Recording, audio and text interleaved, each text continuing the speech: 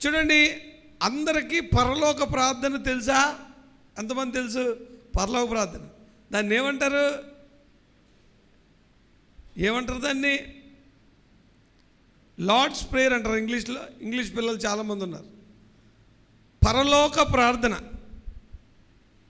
ఈ పరలోక ప్రార్థన ఎప్పుడు చెప్తామంటే మనం చివరిలో చెప్తాం. దేవుడు ఇలా ప్రార్థన చేయమన్నాడు.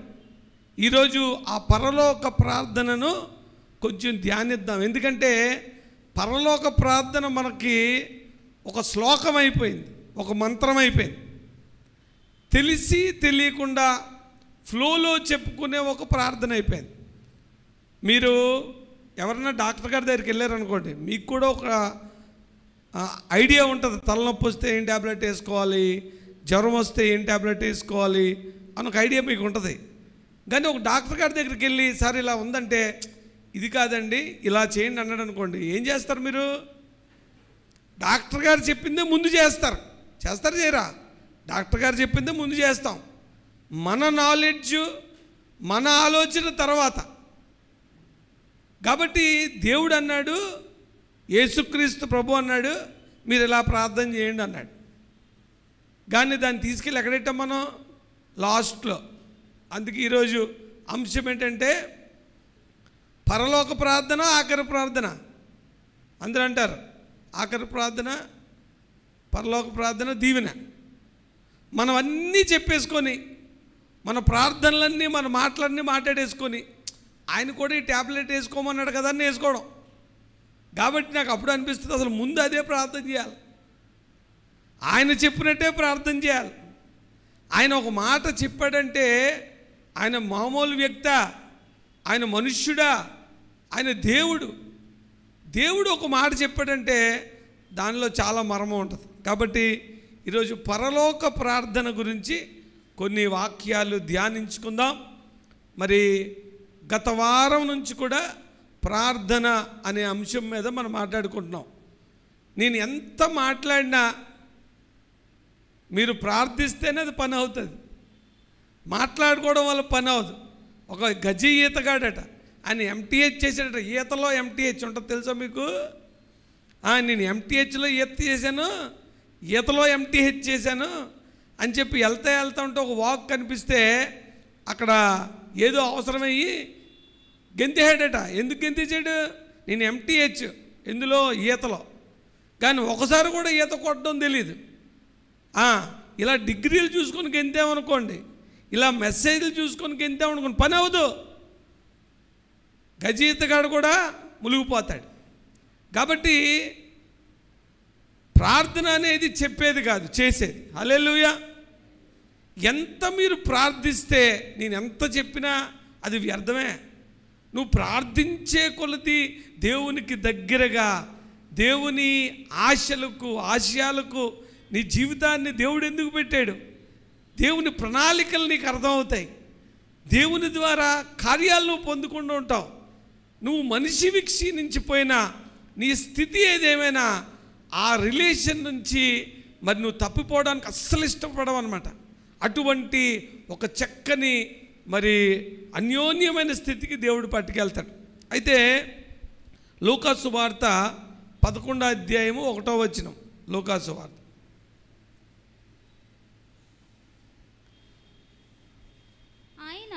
ఆయన ఒక చోట ప్రార్థన చేయుచుండెను. ఆ ప్రార్థన చాలించిన తరువాత ఆయన శిష్యులలో ఒకడు ప్రభువా యోహాను తన శిష్యులకు నేర్పించినట్టుగా మాకును ప్రార్థన చేయడం నేర్పమన్నాడు. చూడండి ఎంత చక్కని మాట మాట్లాడారో. చాలామంది దేవుడిలోకి వచ్చిన వాళ్ళు ఏమంటే మాకు ప్రార్థన చేయడం తెలియదండి, ఎలా చేయాలని అడుగుతారు కదమ్మా. చాలామందికి తెలియదు ప్రార్థన. ఈ ప్రార్థన అన్ని మతాల్లో ఉంటుంది. ఈ ప్రార్థన దేవుడికి చేయడం అనేది మనిషి స్వతహాగా అతనిలో అటువంటి ఆలోచన మనిషిలో ఉంటుంది. కాబట్టి మరి శిష్యులు అడిగారు, మాకు కూడా నేర్పించాయా? ప్రార్థన వినడి పావనుడా, ప్రార్థన మాకు నేర్పుమయ్య. అని చక్కని పాట ఉంటుంది కదా. శిష్య బృందానికి నువ్వు నేర్పించావు కదా, మాకు కూడా ప్రార్థన చేయడం నేర్పించు. ఈరోజు ప్రార్థన చేయడం ఎలాగో దేవుని సన్నిధిలోంచి నేర్చుకోవడానికి ప్రయత్నిద్దాం. అలాగే మత్తయి సువార్త 6వ అధ్యాయము 9 నుంచి 15 వరకు ఇదే ఉదాంతాన్ని మత్తయి సువార్తలో కూడా బైబిల్లో పొందుపరిచారు. మరి ఒకటొకటిగా మనము చూడడానికి ప్రయత్నిద్దాం. ఇప్పుడు లార్డ్స్ ప్రేయర్ కాబట్టి మీరే చెప్పాలి. పరలోక ప్రార్థన మొదటి మాట ఏమిటి? పరలోకముందున్న మా తండ్రి. ఈ పరలోకముందున్న మా తండ్రి అనే మాట స్టార్టింగ్ ఎలా ప్రార్థన చేయాలయ్యా మాకు నేర్పించు అంటే అందరిలాగా ఈ ప్రార్థన నేర్పించడానికి అవదండి. చాలా జాగ్రత్తగా దేవుని వాక్యము మన హృదయాల్లో పెట్టుకొని యేసుక్రీస్తు ఒక మాట మాట్లాడాడంటే ఎంత బలమైన అర్థము గూఢార్థము అందులో ఉందో. యేసయ్యను ప్రార్థన నేర్పించమంటే ఏమన్నాడు? పరలోకమందున్న మా తండ్రి అనమన్నాడు. ఆ ఒక్క మాట అనడానికి యేసయ్య ఎంత నలిగిపోయాడు తెలుసా? గెత్సెమనే తోటలో చెమట రక్తముగా కార్చి అంతగా నలిగిపోయాడు. ఆ ఒక్క మాట నీతో అనాలంటే ఆ క్షణాన్నే ఇంకొకసారి ఆయన్ని సిలువకు అప్పగించుకున్నాడు. పరలోక ప్రార్థన ఒక మంత్రం చదివినట్టు, ఒక నేషనల్ యాంతం పాడినట్టు చివరిలో వాడుకగా నువ్వు చదివేస్తావు. కానీ యేసయ్య పరలోకముందున మా తండ్రి అని ఎందుకు అనమన్నాడంటే, ఫస్ట్ ఆఫ్ ఆల్ నీకు ఆయనకి పొంతన లేదు. ఆయన పరిశుద్ధుడు, నువ్వు పాపివి. ఆయన్ను సమీపించడానికి నీకు అవకాశమే లేదు. యేసయ్య ఎంత ప్రేమామయుడంటే మొట్టమొదటి మాటలోనే ఒక రిలేషన్ కలుపుతున్నాడు. ఎటువంటి రిలేషన్ అండి? పరలోకమందున్న మా తండ్రి. ఎలాగవుతాడు ఆయన మనకు తండ్రి? పాపాత్ములకు పరిశుద్ధుడు తండ్రి ఎలాగవుతాడు? మనం ఆ రిలేషన్ నుంచి తప్పిపోయి, ఆ మహిమ నుంచి తప్పిపోయి ఈ లోకంలో పాపులుగా బతుకుతున్నాం. అటువంటి వాళ్ళని అంటున్నాడు ఆయన పరలోకమందున్న మా తండ్రి అనమన్నాడు. అంటే ఆ క్షణాన్నే ఆయన సిలువకు అప్పగించుకున్నాడు. ఆ క్షణాన్నే నీ కోసం ప్రాణం పెట్టడానికి ఇష్టపడ్డాడు. ఆ క్షణాన్నే నీ కోసం రక్తం కార్చడానికి, నీ కోసం సిగ్గు విడడానికి, నీ కోసం శాపంగా మారడానికి, నీ కోసం పాపంగా మారడానికి, నీ కోసం హేళన చేయబడ్డానికి, నీ కోసం ముఖం మీద ఉమ్మేయించుకోవడానికి ఇష్టపడి ఒక మాట అన్నాడు, పరలోకమందున్న మా తండ్రి అనేయండి అన్నాడు. అనేయండి. ఎలాగనేస్తావు? ఎలాగ అనగలం? మీకు తెలుసా, ఆ రోజుల్లో యూదులు ఎవ్వరు కూడా తండ్రి అని అనేవారు కదా, అబ్రహాం వరకే. కానీ యేసయ్య ఒక గేట్వే వదిలాడు. ఈరోజు యేసయ్య చెప్పిన ప్రార్థనలో ఎంత నలిగిపోయాడో, ఆయనలో ఎంత ప్రేమ ఉందో.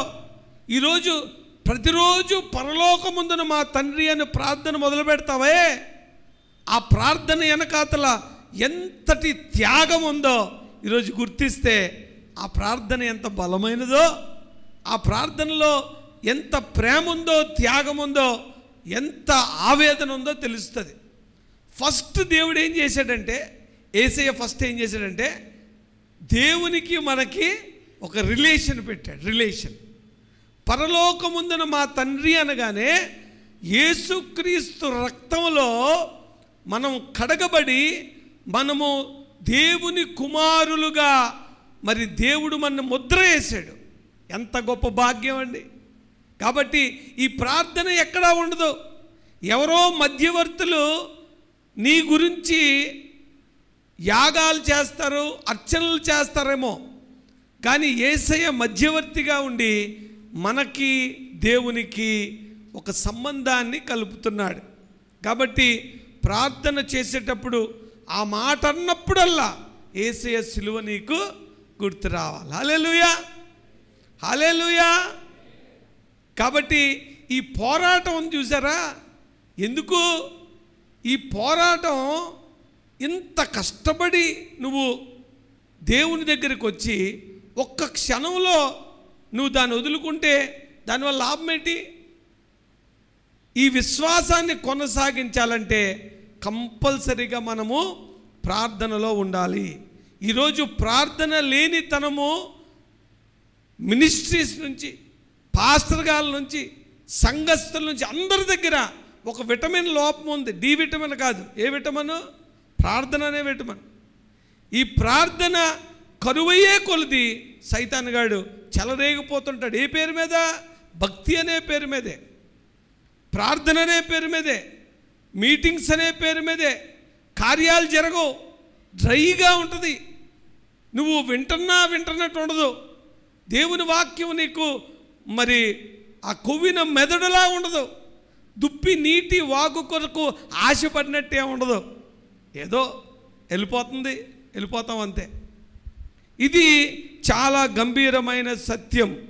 పరలోకముందున్న మా తండ్రి అన్నాడు. కాబట్టి మీకు అర్థమైందా? పరలోక ప్రార్థనలో ఉన్న దేవుని త్యాగము, ప్రేమ అనేది అర్థం చేసుకోవాలి. రెండోది ఏంటి? ఒకసారి యెషయా గ్రంథము 63వ అధ్యాయము 16వ వచనం నేనే చదువుతాను. మాకు తండ్రివు నువ్వే, అబ్రహాము మమ్మను ఎరుగకపోయినను, ఇశ్రాయేలు మమ్మను అంగీకరించకపోయినను, యెహోవా నీవే మా తండ్రివి, అనాది కాలం నుండి మా విమోచకుడని నీకు పేరు కదా అని అంటున్నాడు.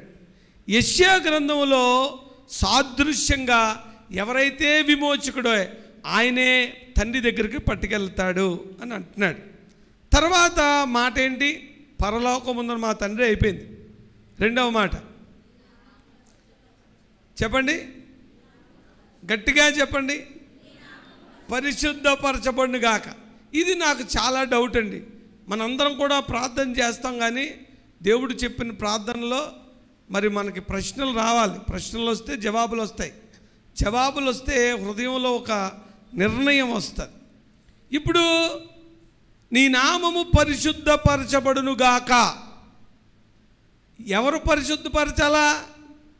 ఎలా పరిశుద్ధపరుస్తాడు? ఆయన నామం పరిశుద్ధమేగా. పరిశుద్ధపరచబడును గాక అని ఎందుకు అంటున్నారు? ఎవరన్నా చెప్పగలరా? ఎప్పుడన్నా ఆలోచించారా? ఆయన నామం పరిశుద్ధపరచడం ఏంటి? నేనేమన్నా ధూప నైవేద్యాలు వేయాలా ఆయన నామం మీద? లేకపోతే ఆయన నామాన్ని నేనేమన్నా సర్ఫ్ పెట్టి కడగాల? ఆయన నామం పరిశుద్ధపరచబడడం అంటే ఏంటి? దేవుని మాటల్లోంచి, బైబిల్లోంచి దీన్ని ధ్యానించడము, దీన్ని అర్థం చేసుకోవడం చాలా ఇంపార్టెంట్. అర్థం చేసుకోకుండా ప్రార్థన చేస్తే అది ప్రార్థన అవ్వదు. ఏమవుతుంది? సంస్కృతం అవుతుంది. కాబట్టి ప్రార్థన అర్థం చేసుకొని దేవునికి దగ్గరగా నడడానికి మనం ప్రయత్నించాలి. మరి నీ నామము పరిశుద్ధపరచబడును గాక అని నిర్గమాకాండం 34వ అధ్యాయము 14వ వచనం చదవమ్మా. ఈ మాటను అర్థం చేసుకోవడానికి ప్రయత్నిద్దాం. ఇంతవరకు ఎవరికైనా అర్థమైతే నాకు కూడా చెప్పండి. నేను కూడా దీని విషయంలో చాలా కాలం కన్ఫ్యూజన్. నీ నామం పరిశుద్ధపరచబడడం ఏంటి? పరిశుద్ధపరచబడును గాక అంటే పరిశుద్ధంగా లేదని అర్థం కాదు కదా. కాబట్టి దీన్ని అర్థం చేసుకోవడానికి ప్రయత్నిద్దాం. మరియు నిర్గమాకాండం 34వ అధ్యాయము 14వ. ఏలయనగా వేరొక దేవునికి నమస్కారము చేయవద్దు. ఆయన నామం ఎలాంటిదండి? గట్టిగా చెప్దాం. ఆయన నామం ఎలాంటిది? బలంగా చెప్దామా, రోషంగా చెప్దామా? ఆయన నామము రోషము గల నామము. ఆయన ఎలాంటి దేవుడు? రోషం గల దేవుడు అన్నాడు. మనకు ఎలాంటి దేవుడు ఉన్నాడు? రోషం కలిగిన దేవుడు ఉన్నాడు. ఎప్పుడు యేసయ్య ఇలాగా చక్కగా మేకని గొర్రెని చిన్నగా ఎత్తుకొని ప్రేమగా ఉన్నట్టే మీకు కనిపిస్తూ ఉంటుంది. కానీ ఏమంటున్నాడు? దేవుడు రోషం గల దేవుడు. ఆ దేశపు నివాసులతో నిబంధన చేసుకొనకుండా జాగ్రత్త పడము. మోషేకి దేవుడు చెప్తున్నాడు, మోషేతో దేవుడు మాట్లాడుతున్నాడు, నా నామము రోషము గల యెహోవా. ఆయన రోషము గల దేవుడు, ఆయన నామము రోషము కలిగింది, ఆయన పరిశుద్ధుడైన దేవుడు. ఇప్పుడు ఆయనకి నీకు లింక్ పెట్టుకున్నావే, ఆయన వారసుడుగా తండ్రి అని పిలుస్తున్నావే. కాబట్టి ఆయన నామము పరిశుద్ధంగా ఉండాలంటే ఎవరు పరిశుద్ధంగా ఉండాలి తెలుసా? నువ్వు పరిశుద్ధంగా ఉండాలా. పల్నా నెల్సన్ పాల్ గారు అబ్బాయి అండి, అలా ఉన్నాడంటే ఎవరికి చెడ్డ పేరు? ఎవరు పేరుకి మాలిన్యం అంటుకుంటుంది. చాలామంది అంటారు కదా ఇళ్ళల్లో పిల్లలు దారి తప్పినప్పుడు, నీ వల్ల మా ఇంటి పేరు చెడింది అంటారు. అంటారా? ఉంటారు. కాబట్టి నీ నామము పరిశుద్ధపరచబడును గాక అంటే దేవుడు చెప్తున్నాడు, నా నామము రోషము గల నామము, నేను రోషము గల దేవుణ్ణి. మోషేతో అంటున్నాడు, అబ్బాయి జాగ్రత్త పడు, నా నామాన్ని మీకు ఇస్తున్నాను, నా జనులుగా మీ మీద ముద్ర వేస్తున్నాను, ఎందుకంటే మీలోంచి రక్షణ వస్తుంది, శూర కార్యాలు మీలో చేస్తాను, మీ మధ్య నివసిస్తాను, జాగ్రత్త. మీరు నేను ఎంత పరిశుద్ధుడినో మీరు కూడా అంత పరిశుద్ధంగా ఉండాలి. ఒకవేళ నా నామము కానీ అపరిశుద్ధమైతే ఎందుకు అవుతుంది తెలుసా? నీ వల్లే అవుతుంది, అన్యుల వల్ల కాదండి, మీ వల్లే నా నామము అపరిశుద్ధపరచబడుతుంది. మీ వల్లే, మీరే నన్ను మళ్ళా బాహాటంగా సిలువేసేస్తున్నారు అని బైబిల్లో రాసి ఉంటుంది. కాబట్టి ఆయన ఏమంటున్నాడు? ఆ దేశపు నివాసులతో నిబంధన చేసుకొనకుండా జాగ్రత్త పడుము. వారు ఇతర దేవతలతో వ్యభిచరించి ఆ దేవతలకు బలి అర్పింపినప్పుడు ఒకడు నిన్ను పిలిచిన ఎడల నీవు వాని బలి ద్రవ్యమును ఒకసారి చదువుతావమ్మా. ఏమండి ఇదే కదా ఇప్పుడు గోల, మళ్ళీ మీడియా నిండా గోల ఇదే. దేవతలకు అర్పించింది తినొచ్చా తినకూడదా? అదే కదా హాట్ టాపిక్. ఆ దేశపు నివాసులతో నిబంధన, అసలు నో అగ్రిమెంట్స్. నువ్వు వాళ్ళు కలడానికి లేదు. నువ్వు పరిశుద్ధమైన నామానికి ఆపాదించబడ్డావు. పరిశుద్ధుడైన తండ్రిని తండ్రి అని పిలిచే అధికారం నీకు ఉత్తకనే నోటి మాట కాదు. దానికోసం నేను నా ప్రాణాన్ని నా రక్తాన్ని దారబోసాను. నిన్ను ప్రేమించి నేను తండ్రి అనలేని ఒక క్షణము నా జీవితంలో తెప్పించుకొని నీ కోసం పాప రూపంగా నా తండ్రి ముందు స్వరూపముగా నీ సొగసైన లేని ఒక కురూపిగా నేను అద్వితీయ కుమారుడినైన నేను ఉండడానికి రెడీ అయిపోయాను. అది నేను చేసిన త్యాగం. నువ్వు ఈరోజు క్యాజువల్గా పరలోకమందున మా తండ్రి ఎత్తుకుంటావు రాగం, నీకు ఇష్టం వచ్చిన మాటలు మాట్లాడతావు. చాలా జాగ్రత్తగా ప్రార్థన చేయాల. చెప్తున్నాడు, నా నామాన్ని నీకు ఆపాదించాను కాబట్టి పరలోకమందున మా తండ్రి నామము పరిశుద్ధపరచబడాలి. ఆ నామము కింద ఉన్న నువ్వు పరిశుద్ధుడైన దేవుణ్ణి పూజిస్తున్నావు, నువ్వు తండ్రి అని పిలుస్తున్నావు. నువ్వు అన్యులతో విగ్రహారాధనతో ఏ నిబంధన ఉండకూడదు. నువ్వు ప్రత్యేకపరచబడి ఉండాలా. ఇందులో సిగ్గుపడాల్సింది కానీ ఫీల్ అవ్వాల్సింది కానీ ఏమీ లేదు. చాలామంది ఉంటారు ఈ లోకంలో, వ్రతం చేస్తే 40 రోజులు వాళ్ళ లెక్కలోనే వాళ్ళు ఉంటారు, ఎవరి గురించి ఆలోచించరు. చాలామంది రోడ్ల మీద రకరకాల విశ్వాసాలతో రకరకాలుగా వారి జీవితాలు పెట్టుకొని ఉంటారు. ఈ లోకంలో ఒక ఆయన ఉంటాడు, యాపిల్ పండు కూడా పైనుంచి కిందకి వేస్తాడు. ఈరోజు కూడాను జనాలు కింద పడి మరీ ఏరుకుంటారు. అలాంటిది పరిశుద్ధుడైన దేవుడు నామాన్ని నువ్వు పెట్టుకొని పరలోకమందున మా తండ్రి అని పిలిచి నువ్వు లోకంతో కలిసిపోతే ఎలా? నువ్వు పరిశుద్ధంగా బ్రతకపోతే నువ్వు అపరిశుద్ధం చేయడం వల్ల, ఆయన నామాన్ని పెట్టుకొని నువ్వు దేవునికి అవమానకరంగా బతకడం వల్ల ఆయన నామము అపరిశుద్ధపరచకబాయ్. ఇది చాలా సీరియస్. ఎందుకంటే నా నామము రోషము గల నామము. నన్ను ఏమంటారంటే రోషం గల దేవుడు అంటారు. చాలా జాగ్రత్తగా ఉండు అని బైబిల్ తెలియజేస్తుంది. పరలోక ప్రార్థన లాస్ట్ ప్రేయర్ కాదండి, ఫస్ట్ ప్రేయర్ అయి ఉండాలి. నీ ప్రార్థనలో ఈ క్రోనాలజీ ఉండాలి. నీ ప్రార్థనకి ఇదే టెంప్లెట్ అయి ఉండాలి. ఒక విధంగా పరలోక ప్రార్థన అంతా చదివేశాక మనకు అర్థమవుతారు తెలుసా, నీ గురించి ప్రార్థన చేయాల్సిన ఒకటే పాయింట్. అదేంటి తెలుసా? మా అనుదిన ఆహారం మాకు దయచేయి, అంతే. That is only the point. నీ కోసం నువ్వు ప్రార్థన చేసుకోవాల్సింది ఒకటే. కానీ అది తప్ప మిగిలినన్నీ ఉంటాయి మన ప్రార్థనలో. లాస్ట్లో మంత్రం చదివినట్టు పరలోకమందున మా తండ్రి నా పరిశుద్ధ అయిపోయింది, ఆమెన్. మధ్యలో కొన్ని మింగేస్తాం కూడా. చాలామంది ఇప్పుడు నిలబెట్టి పరలోక ప్రార్థన చెప్పమంటే సింగిల్గా చెప్పలేరు తెలుసా మీకు. టచ్ చేసుకుంటుంది అందరికీ ఉంటుందండి, పెద్ద ప్రాబ్లం ఏం కాదు. ఎందుకంటే జనాలతో మంత్రం అంటేనే వస్తుంది, ఆ ఫ్లో, ఆ మూమెంట్ వస్తుంది అనమాట. మధ్యలో ఆపి ఈ నెక్స్ట్ లైన్ ఏంటంటే చెప్పలేదు. మొదలు చెప్తానుండు.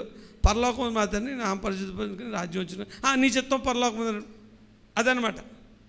ఎందుకు పరలోక ప్రార్థన అనేది ఒక వాడుకగా చెప్పే, లాస్ట్లో ఆయనకు పడేసే ఒక ప్రార్థన లాంటిది అనమాట. కానీ బైబిల్ అలా చెప్పట్లేదు. మీరు ప్రార్థన చేయనప్పుడు ఇలాగూ చేయడని ప్రార్థన వినేవాడు. ప్రార్థన వినేడి పావనుడా ప్రార్థన మాకు నేర్పుమయా. శ్రేష్టమైన భావము గూర్చి చక్కని లిరిక్స్ ఉంటాయి.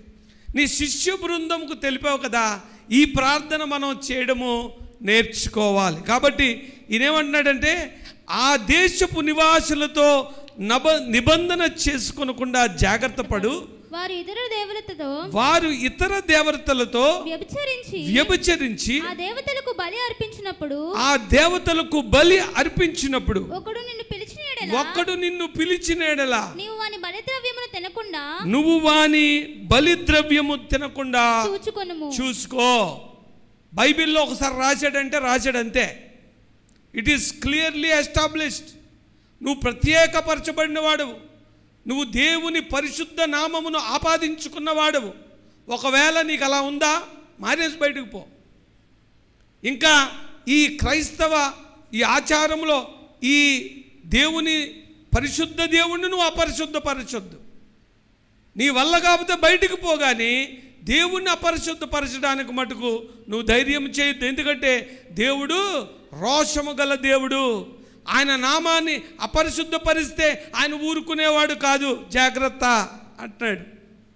కాబట్టి రెండవ మాట, ఆయన నామము పరిశుద్ధపరచబడును గాక అని చాలా సింపుల్గా క్యాజువల్గా నేస్తున్నావే, అది ఆయన గురించి కాదు, నీ గురించే.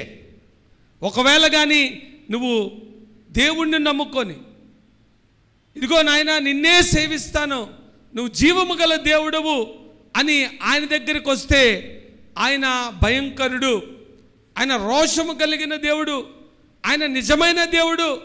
కాబట్టి పరలోకముందున్న మా తండ్రి అనే పదానికే ఇంతటి త్యాగము ప్రేమ మరి కలిపి దేవుడు నీకు అప్రూవల్ ఇచ్చాడే అనవయ్యా అని చెప్పి, నా తండ్రిని నువ్వు తండ్రి అను. ఆ పరిశుద్ధుడిని ఈ పాపి తండ్రి అని ఎలా పిలగలుగుతున్నాడు అని ఒకసారి నువ్వు ఆలోచిస్తే, ఆ పరిశుద్ధిని నామాన్ని పరిశుద్ధంగా ఉంచడానికి, ప్రతిరోజు నువ్వు పరిశుద్ధంగా బ్రతకడానికి నీ జీవితంలో నువ్వు ప్రయాస కొనసాగించాలి. మనం రెండు మాటలు, పరలోకమందున మా తండ్రి నీ నామము పరిశుద్ధపరచబడును గాక అని 2 మాటలు చూసుకున్నాం. నెక్స్ట్ వీక్లో మిగిలిన మాటలు కూడా చూద్దాం. ఎప్పుడన్నా అనుకున్నారా ఇందులో ఇంత విషయం ఉంటుంది? దేవుని ప్రార్థన మనం చాలా క్యాజువల్గా చదివేస్తున్నాం. దానిలోని భావాన్ని అర్థం చేసుకోకుండానే మనం ముందుకెళ్ళిపోతున్నాం. దీనివల్ల ఎటువంటి ఉపయోగము లేదు. కాబట్టి మీరందరూ కూడా నెక్స్ట్ వీక్ దీని గురించి ధ్యానించిరండి. ఇక నుంచి ఎప్పుడైనా తండ్రి అంటున్నావంటే మరి ఆయన త్యాగము, ఆయన ప్రేమ నువ్వు గుర్తుపెట్టుకొని ఆ ప్రార్థన చేసినప్పుడు ప్రార్థన మొదలు పెట్టాలని ప్రభు నామం పేరట మీ అందరికీ ప్రేమపూర్వకంగా తెలియజేస్తున్నాను. మిగిలిన మాటలు ధ్యానిద్దాం. ప్రభువు ప్రార్థన మనం నేర్చుకొని ప్రభువు నేర్పిన ప్రార్థనలో మనం కూడా ప్రార్థన చేయగలిగితే మరి ఈ లోకంలో మనకంటూ ఎదురు కానీ జరగని కార్యాలు కానీ ఈ లోకంలో నువ్వు సాధించలేదు, ఈ లోకంలోనే, పరలోకంలో కాదు, ఈ లోకంలోనే ఏమీ ఉండదు.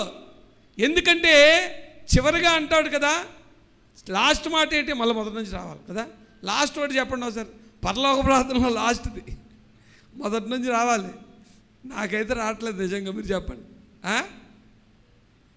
మనసులో నేర్చుకోండి, పర్లేదు.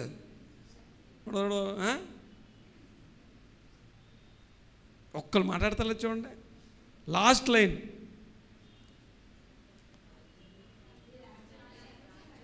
ఇప్పుడు అందింది అంటే ఏంటి, ఇప్పుడు అందింది, అర్థమైందా?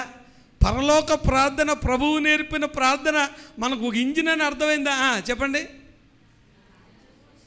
రాజ్యము, శక్తి, మహిమ, ఆయన రాజ్యము, ఆయన శక్తి, ఆయన మహిమ, ఆయన నిజమైన దేవుడు, రోషము గల దేవుడు.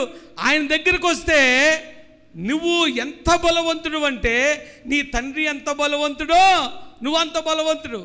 అంబానీగా కొడుకు అంబానీ ఎంత కోటీశ్వరుడో వాళ్ళ కొడుకు కూడా అంత కోటీశ్వరుడు. అవునా కదా? అంబానీ ఎంత శక్తిమంతుడో వాళ్ళ కొడుకు కూడా అంతే శక్తిమంతుడు. కాబట్టి సర్వశక్తి ఉన్న దేవుణ్ణి నువ్వు పూజించడానికి వచ్చినప్పుడు చాలా నిష్టగా, చాలా ప్రత్యేకపరచబడి, పవిత్రపరచబడి, పవిత్రమైన జీవితానికి దేవుడు మనని పట్టుకెళ్ళును గాక. మరి ఈ సమయంలో మన మధ్య డాక్టర్ రవి విన్సెంట్ గారు ఉండడం చాలా సంతోషం. మీరు బతికిపోయారు. ఎందుకంటే 2 మాటలకి ఎంతసేపు అయింది. మిగిలిన పరలోక ప్రార్థన అంతా నేను ధ్యానించానంటే మీరు ఈలోగా కొంత పరలోకంలో ధ్యానంలోకి వెళ్ళి ఆల్రెడీ వెళ్తున్నారు కొంతమంది, చూస్తున్నాను. ఏమనుకోవాలి, నేను ప్రార్థన గురించి చెప్పేస్తున్నాను కాబట్టి ప్రార్థన చేసుకున్నారు అనుకోవాలి. నేను ఈ ప్రార్థనలో కళ్ళు మూసుకోవడం అనేది నిద్రో తెలీదు, ప్రార్థనో తెలీదు. ఇది చాలా ఉపయోగకరమైన విషయం అన్నమాట. కాబట్టి చాలామందికి ప్రార్థన చేస్తే పెద్ద పెద్ద భక్తులు అయితే ఇంకా పడుకోవచ్చు తెలుసండి. మీకన్నా మేమే పడుకోవచ్చు. ఎందుకంటే మేము పడుకున్నాం అనుకోండి, ఈయన ఏదో ప్రార్థన చేస్తున్నాడు అనుకుంటారు, ఆత్మలో దేవుడితో మాట్లాడుతున్నాడు అనుకుంటారు కదండి. మిమ్మల్ని అయితే నిద్రపోతున్నాం అనొచ్చు, కానీ మమ్మల్ని అస్సలు అనలేరు. మీరు అప్పుడప్పుడు డిస్టర్బ్ చేయకండి, ఆయన ప్రేయర్లో ఉన్నారు అంటారు తెలుసా మీకు, ఫ్రంట్లో కూర్చొని నిద్రపోతుంటాయి. కాబట్టి ప్రార్థనలో చాలా మెలకువలు ఉన్నాయి.